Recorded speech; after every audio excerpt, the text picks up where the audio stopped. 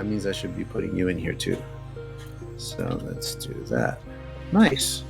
See, new tricks. I always learn something when Shannon is here. I get told that a lot. Well, you're a font of information. I'm using that word correctly, right? It's font of information, isn't it? I think so. Font of knowledge? Yeah, that sounds right to me. Yeah, why not? It would.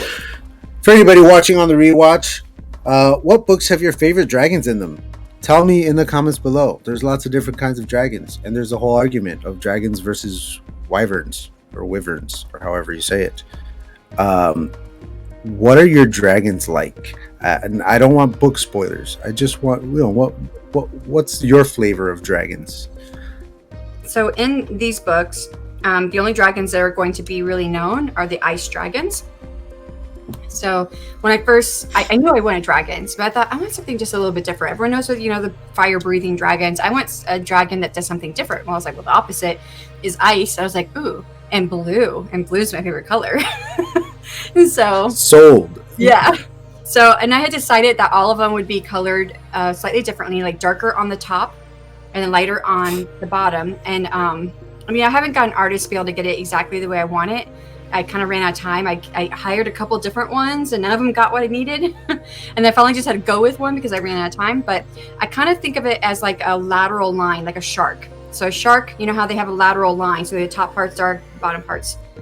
Because I want my dragons to actually be able to do well in water, but it's not known in the first book. My second dragon, he's the one that spends the most time in the water. The immediate visual that I get is an alligator, because an alligator is very, very dark on the top, black actually. People think they're green, but they're black. And then the bottom is a very, very bright yellow, almost greenish hued yellow, but very bright compared to the top.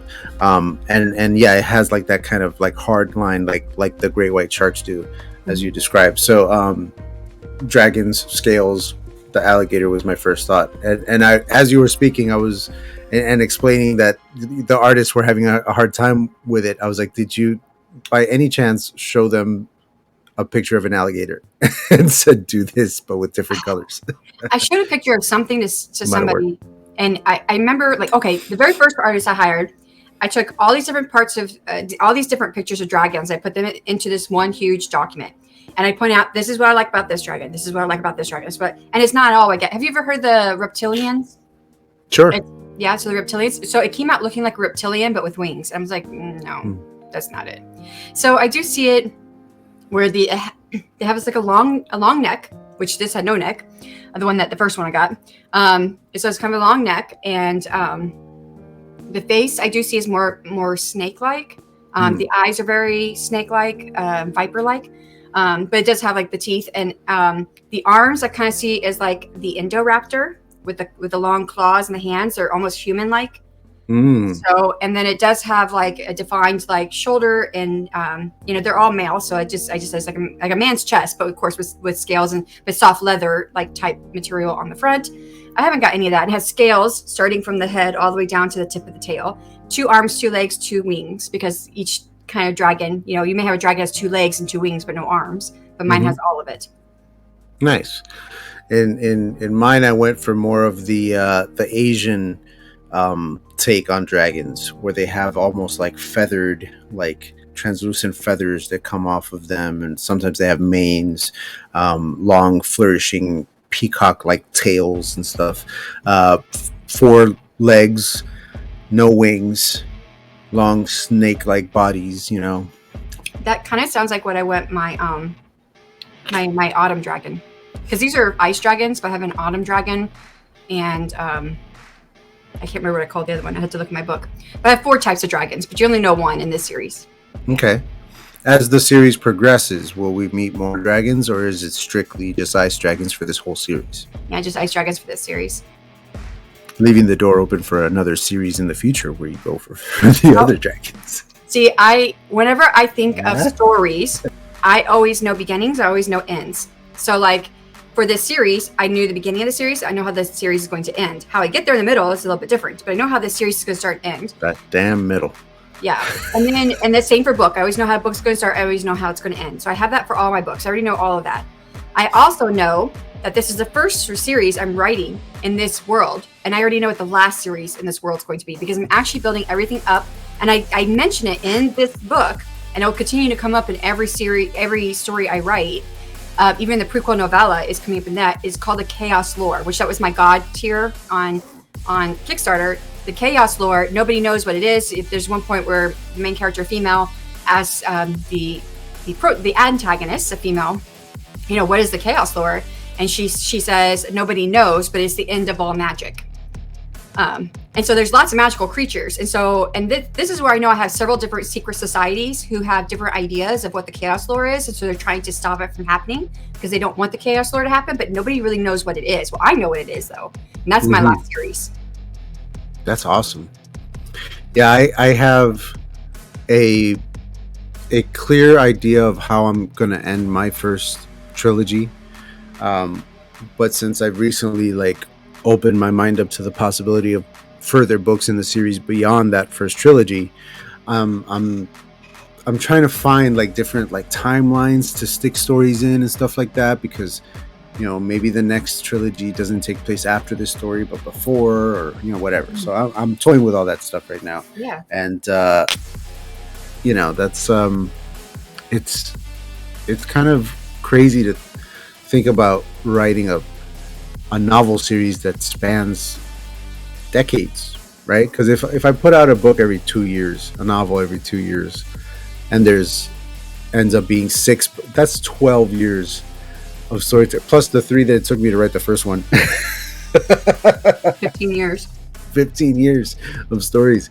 It's you make it faster as you go too. Yeah, I'm sure I'll get faster.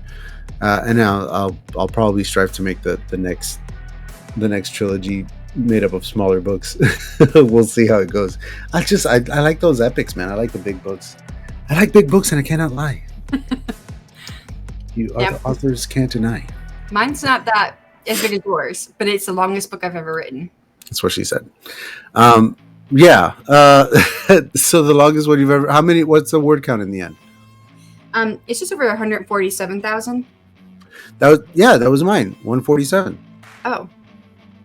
Oh, that gives me a good idea what my book's gonna look like when it's in print. Yeah. I mean, that's without the prologue in there. If I throw the prologue in there, I break 150. But yeah, 147 and change. Yeah. It started off at 115. That's wild. So your book is gonna be this chunky? I guess so. Yes, it is. That's awesome. I just sent it to you through email, I think. Yeah. I know. Okay. I still have to dive into it. There's so much going on. No, so many books. Right now, I'm reading not next week's, but the next week's guest. And I'm reading Amy Rosenfeld's. Mm-hmm. I'm reading hers too. I'm doing critique partnering on hers. I'm only a couple chapters in, but so far I really like it. And I didn't read her first book, so I'm diving in on a sequel. But I did that with Kent Shawn, and I was fine. So Well, Morgan, she only read my first book in my series, but she hadn't gotten to the second one yet when I needed a critique partner for the third. And she came on as a critique partner for the third. And I just did a summary of the things I knew she was going to need to know to go into the third book with. Well, what's interesting is that usually for sequels, in that first chapter, a lot of authors will take that time to catch the reader up on either what they missed if they haven't read the previous books, or reminding them what happened if they did, and it's been a while. But you have to do that while still telling the new story, and that's part of the challenge there. So I'm looking forward to experiencing that myself once I actually start in earnest writing the second book. In plotting it, my outline, I had the damnedest time figuring out the beginning. I could not figure out how to start it because I didn't want to do exactly that. I didn't want to have a play-by-play recap of what happened before. I wanted to dive right into the story, but also if you're new, you need to get caught up. It's challenging. So I think I figured out how I'm going to do it. Yeah. And I mean, you've done it at least once before in your previous series with 3. In my second book, I did, but I only did it if someone was saying something to someone, okay. Sorry, excuse me. At the end of the first book, there's someone who leaves. He comes back at the end. So he leaves out at the end, and in epilogue, he's coming back and asking for help. So I start the next book, he's there, he's asking for help. And we're in a different point of view than we were for the other book when he comes back. And so when Rose sees him and I just put a line there, he had left to go do this. So it's just like a single line to remind the reader of where he had gone and why he was back. Mm-hmm. So that's how I did that sporadically to, put that in there for the first few chapters. Now for my third book, I didn't do any rehashing or nothing. I just started right into the action. You got to figure if they're diving in on book 3, they need to know there's a lot that happened before this. I'm not going to. I do remember my beta reader said that they thought it was well done. Good. I did it. So I just threw in lines here and there, like this is what had happened or whatever. I didn't say it quite like that, but I'd use the past tense and stuff. Yeah, I like the way that Amy's doing it in hers. I'm not going to obviously talk about it or spoil it because she's still writing it. I haven't read the first book yet. I still have it, but I haven't read it yet. Yeah, I haven't read it either, and now I really want to because part of what she's doing right is she's not telling you beat for beat everything that happened, but she's letting you know all these epic things did happen back then, and there's this sense of like something big happened in that previous book, and where we are now is the ramifications of all of that. I need to find out what happened back then. Like it makes you want to read it. It's really good. I think another thing that helps, and I don't know, this could just be me, but the first book was mostly in Lily's point of view, and the next book was in Rose's point of view, although Lily also had a point of view part in the second book. But what I liked to do was whenever I was thinking about things that had happened in the first book, I always made sure, or not always, but most of the time made sure I was in Rose's point of view when I discussed it. So then it offered something new to the reader, because not only was I rehashing what happened, they were also getting a different take on it, because Rose was a totally different character from Lily. They both had different viewpoints and ideas about things. I'm realizing that because of how we are seated, this actually looks better. Oh, talking to each other. It looks like I'm looking at you now. Yeah, this is better. We're gonna do this. Okay, so that's so interesting. With mine, I was running into this problem where I'm purposefully doing a time jump, not a huge one, but enough that some things have happened off screen, and it gives the characters a more like fresh starting point, which the goal for me was to make each one of these novels as standalone as possible while still being a trilogy, so that if somebody does pick up that second book, like we talked about before with the other author, if they pick up the second book, they can just dive in and read it as its own thing. And if they want to go back to the first book, they can, but they don't have to. And so giving that time jump gives you a little while where you're not picking up exactly where you left off. You don't need to know exactly where you left off, because since the starting point is new to old and new readers alike, then all you're filling them in on is what happened off screen, little backstory moments and things like that are going to influence this new story. And so that was part of what I wanted to do, but I was still having trouble with it. And what I ended up doing, at least in the outline, we'll see if this makes it to publication, but it's interesting to think about. What I did was, I have this whole other cast of characters, and my old cast of characters is going to meet this new cast of characters and start this new adventure. What if I don't start with my old cast? What if I start with the new cast? Chapter 1, brand new. So for absolutely everybody, it's a brand, and we were picking that up from absolute scratch. And they eventually meet up with our old cast. And then you have old readers that are going to be like, hey, my buddies are back. And you're going to have new readers who are going to be like, who are these guys? They seem to have a lot of history going on. What are they all about? It'll make them want to go back. So I'm playing with it. But yeah, writing a sequel, it's going to be an interesting challenge. This, first time for everything. Yeah. For sure. Are you going to put book 2 on it? I have book 1 in like the metadata for Shadow of the Spark. So it'll be there. It's not going to be on the cover. It won't be on the front cover, at least, but it'll probably be on the spine, right? Like on the spine somewhere, there'll be like a book 1, book 2, like a Mythic series. I'll probably come up with like a Mythic logo or something, like maybe over here, Mythic. It'll have book 2. We'll see. For now, each book having its own subtitle like that, and the purposeful like attempt to make them each sort of standalone, I shouldn't have to put a 2 on it. But it's an interesting question. I actually hadn't considered it until you asked. What are your thoughts on that whole thing, like actually numbering it? Do you want them to know that they have to go back and read it? Does that put off readers from diving into a series? If they feel the series is not done, I do. I have had so many people tell me they wouldn't buy my first series until it was done because George Martin ruined it for everybody. Yes, they've been disappointed. I think that if you're writing the book where someone could pick it up, like your intent is they could pick this up and that's just fine, then I might consider not putting any book 1 or 2 on there. Metadata maybe is okay. Yeah. Amazon kind of forces you to have a book 1, book 2, book 3 when you put books into a series. Like it says, it kind of forces you to put those books into those areas.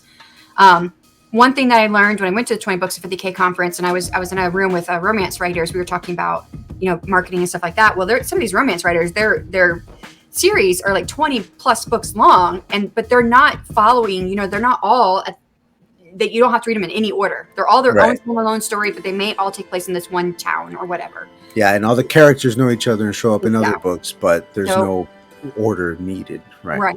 So that what they suggested was that when you first publish it, you publish it without putting it as part of a series. That way, people don't feel like they're coming in the middle of a series that they find your book, or that they're missing something or whatever. This is a way to reach new readers who are not aware of who you are. And then you give it like 30 days and then you put it in your series, where then now you have to put it into a book 2 slot or whatever slot it is. Yeah. Yeah, those romance writers, that's interesting, man, because like their series will just go on and on and on. I mean, I've been thinking about how I'm going to do that for this series, because my first 3 can be read in any order. And I think I will probably publish them as an individual book, because when you do your marketing dollars, right? You put marketing. I don't know if you do Amazon ads or anything like that. But when you do, I know we talked about it. You couldn't get the Facebook ads, but we're going to get Facebook eventually. Eventually, we're going to crack down on those mother efforts. Yeah.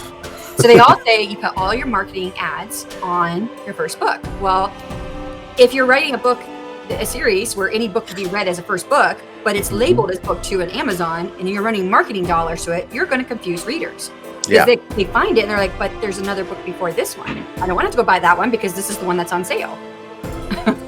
And that was part of my thinking, now that you remind me, behind including the series title as part of the title. Like everywhere where I advertise this, I advertise it as Mythic Shadow of the Spark. And when I advertise The Death and Rebirth of Bella Erdman, it's Mythic, The Death and Rebirth of Bella Erdman. You don't need a number next to it. It's part of the same series. Yeah. The title stands on its own. I think it would work just fine that way. Yeah. Yeah. So let me pass on something to you I just learned. This is a webinar that I went to, and it's going to make me change how I advertise this book and future books on Amazon, for instance, because they say you want to put a trope into your title as like a subtitle.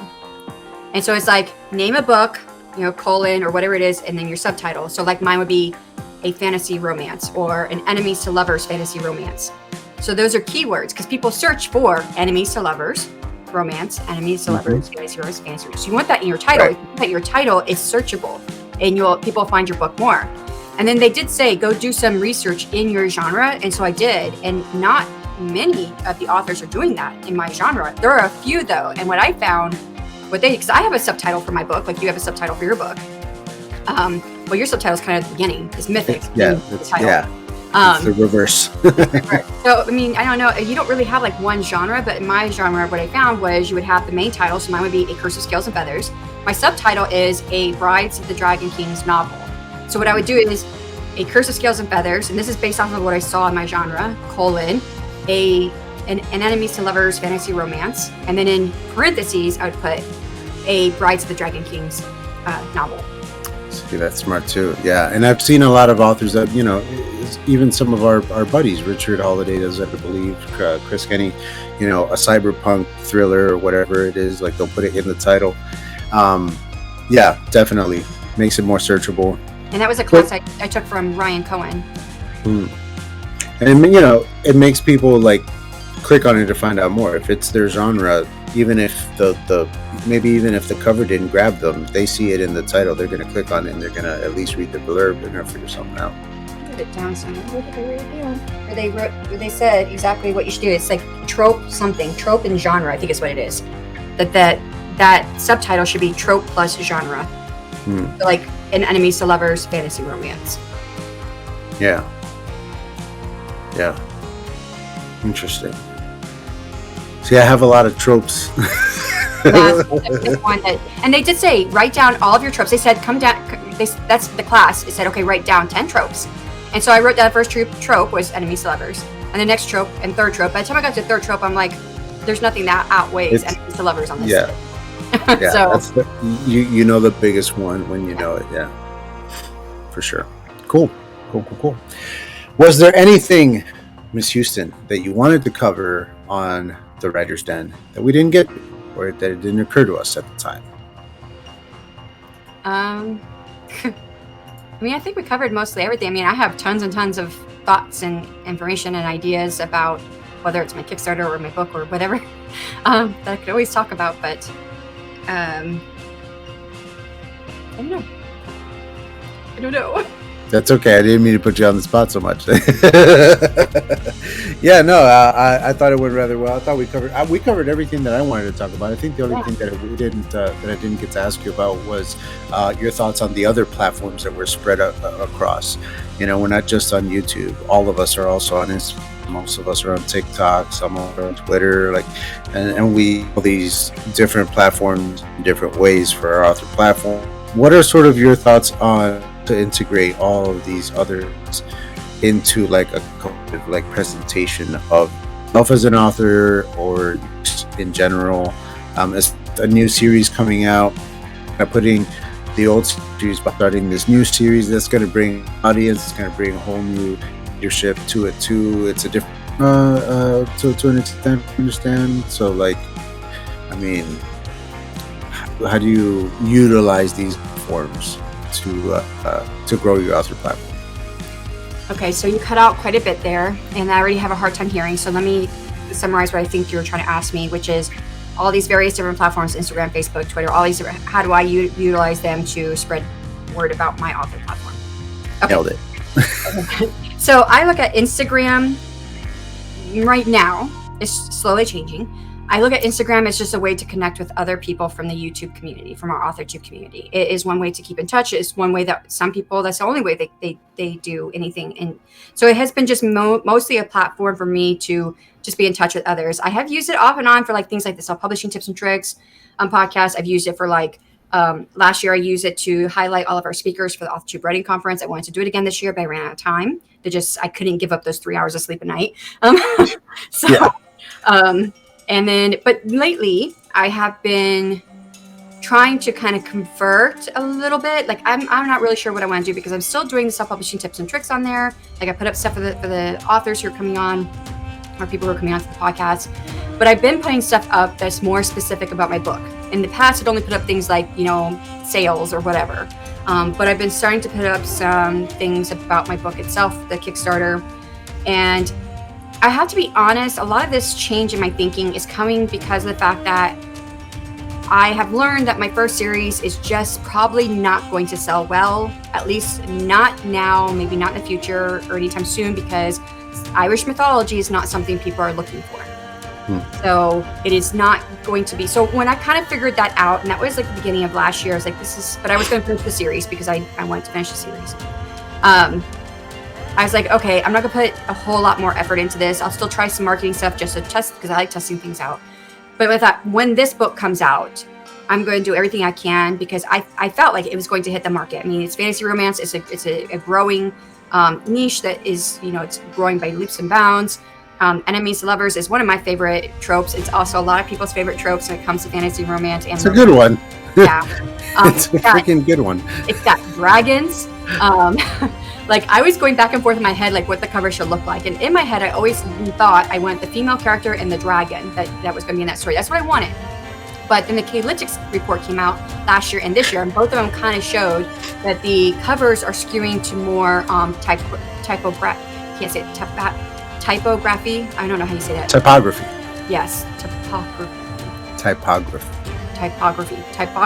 Like geography. Typography covers. So if you think of like a avatar, that is just decoration with the name of the book and the decoration all around the name and stuff like that. Yeah. So, which actually kind of like my book covers I have is that type of book cover. So fantasy romance has been leaning toward that. But when I broke it down and I looked at it, I did see that the top 13 out of the top 50 books that were showing that was influencing the chart were all from the same two authors writing about academy romance. It was in contemporary times mostly. So I was like, that's not what I'm writing.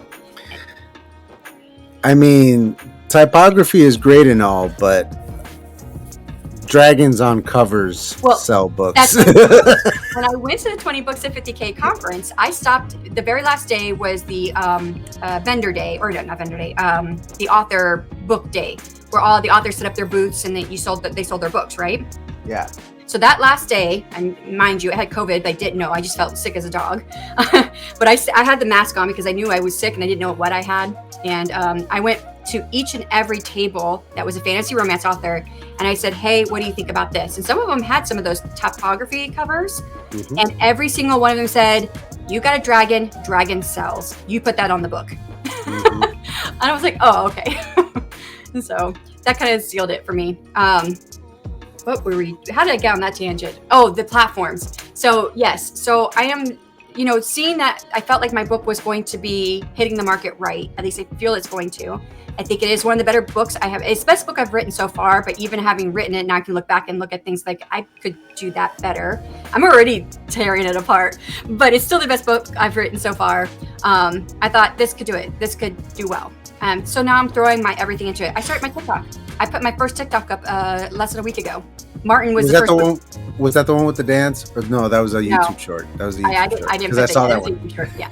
I have been putting some of those. I use some of those on Instagram, and I've used them on YouTube, and I've been putting them on TikTok. So I've been starting to do that. Now my first 2 TikToks got 3 views. The one I put up yesterday had 75 views this morning.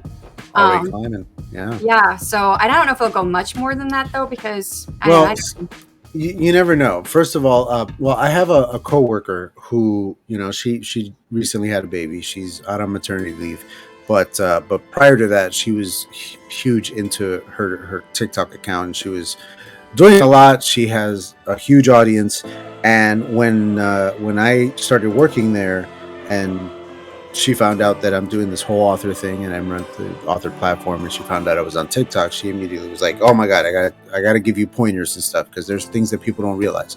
And one of the things that she brought up is, your For You page, that's not what's going on now. It takes a few weeks, maybe even a couple of months for that stuff to reach you on your For You page. So conversely, outwardly, your own stuff is going to take a while to reach other people's For You pages where they belong. You just got to put it out and keep putting stuff out, keep putting out consistently, of course. But that stuff from 3 months ago might hit someday, and all of a sudden, go nuts. The algorithm works differently. Okay, so on YouTube, you watch YouTube Shorts. What you're watching, they're going to feed to you. They're going to keep feeding you more of that stuff, and they'll kind of do something new to see if you might like it, but it'll be something similar. On TikTok, same thing, but it also trains it on who your audience is going to be, who watches your TikToks. For instance, Martin was the first one to watch a TikTok. He started following me. I did not follow him back because he is not in my genre. I don't want to mess up my algorithm. I'm only watching stuff by fantasy romance authors or anybody talking about fantasy romance. That's the only thing I'm watching, because that's the audience that's going to start watching my stuff. They're going to get fed my stuff once the algorithm figures out that's all I'm doing. So it's a reversal. It's the same, but it also brings it back. So it doesn't mean I'm watching this girl group. They're called Triple Charm. They're sisters. I've been watching them quite often because they just came up with their own song and they do dances. I've been watching them. It doesn't mean that my dance video is going to go to them just because I watch them. It doesn't happen like that on YouTube, but on TikTok it does. That's wild. Yeah. So she also hyped me. Sorry to cut you off. Yeah. She also hyped me up to the idea of looking at your analytics at what time of the day your viewers are watching your video. That was a big one for some reason on But TikTok. you have to have videos and views to be able to get that information, which I'm still trying. Absolutely. So of course you have to start from scratch and start building. But yeah, like all of that branched out of the whole, like your first few videos had 1 or 2 and then 70 something on the so yeah, over time that's going to continue to grow. And TikTok was the place where my audience grew the fastest. Like it's now pretty much on par with everything else I do. My YouTube and my Instagram, we all have like more or less one follower in 1 week, and that was Martin. And he probably messed up his own algorithm by following you. I felt bad when he followed me. I was like, dude, I'm sorry, I'm not gonna follow you. I haven't even told him yet. I was like, I'm sorry, I'm not gonna do it. It's just I have listened to this one author who's got the TikTok algorithm down, and she has like 10 or so plus TikTok accounts, and it's for her different books. Like she writes romance, but she has like small town romance, and then she has like this one romance that is only enemies to lovers. So that one, she only watches enemy to lovers tropes on that account, so that her stuff only goes to people who are looking for that information. Yeah. So, and I was That's like, funny. wow. Martin's gonna find out on Friday when this airs. If he watches it, yeah. Oh, he watches all my stuff. Maybe not right away. He might not be there live or whatever in the chat, but like 2 days later, he'll text me something that only somebody who has watched it would know. You know, like he'll just find like a line buried somewhere. He'll say that to me, just to let me know that he loves me and watches my stuff.